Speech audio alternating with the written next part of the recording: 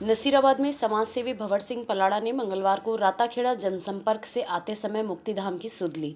प्राप्त जानकारी के अनुसार समाजसेवी भंवर सिंह पलाड़ा के पुत्र शिवराज सिंह पलाड़ा नसीराबाद विधानसभा के चुनावी मैदान में राष्ट्रीय जनशौर्य पार्टी से दावेदारी कर रहे हैं, जिसको लेकर समाजसेवी भंवर सिंह पलाड़ा राताखेड़ा से जनसंपर्क कर लौट रहे थे।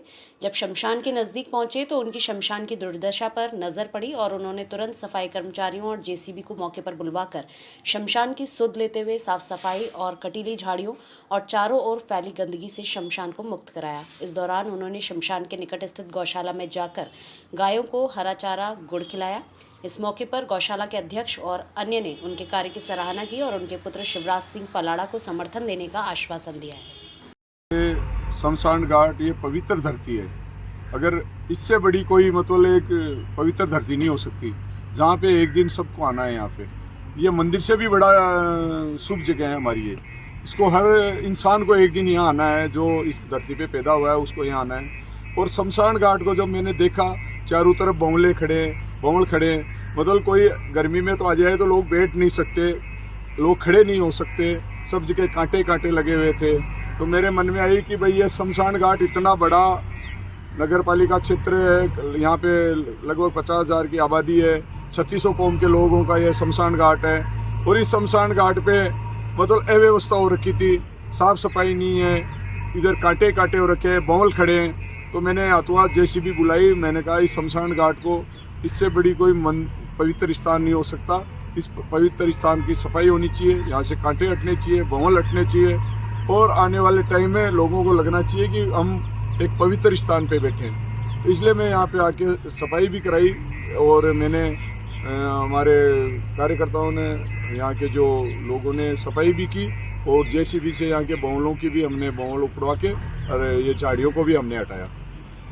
यहाँ से गौशाला भी एक पवित्र स्थान है और गौशाला में मैं आके चारा मैंने बांटा, चारा डाला और गायों का आशीर्वाद प्राप्त किया। मैंने गौ माता का आशीर्वाद प्राप्त किया और गौ माता के आशीर्वाद से हमने, अगर मौका मिलेगा यहाँ पे तो शमशान घाट भी डेवलप करेंगे। मैं एक दिन गार्डन में भी गया था तो गार्डन में भी गंदगी पड़ी थी, वहाँ पे जो साइड झाड़ियाँ उगी थी, कुछ चलने के रास्ते सही नहीं थे, तो उनको भी मैंने साफ़ सफाई करवाई।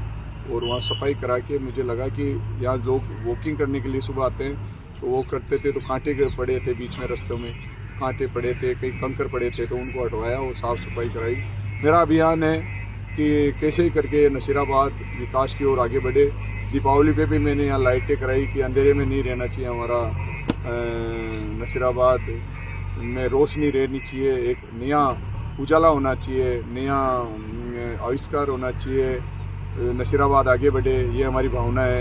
इसलिए नसीराबाद में कुछ परिवर्तन आना चाहिए ताकि अच्छा काम हो, काम होने से क्या अच्छा सबके काम आता है।